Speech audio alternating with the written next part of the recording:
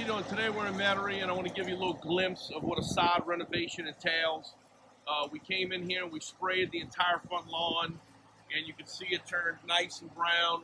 That usually takes about a couple of weeks. Once that's all brown and dead, we come in here and we spray the entire lawn out. It is a little bit of a messy process, but it is necessary if you want a proper lawn. The areas where we can't get machines to, we hand dig all of that out.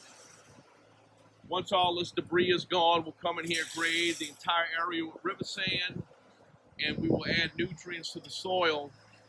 We generally do a soil test before we do a lawn installation or garden installation. That way we know what we have to add to the soil to make it right so the plants or the lawn can grow properly.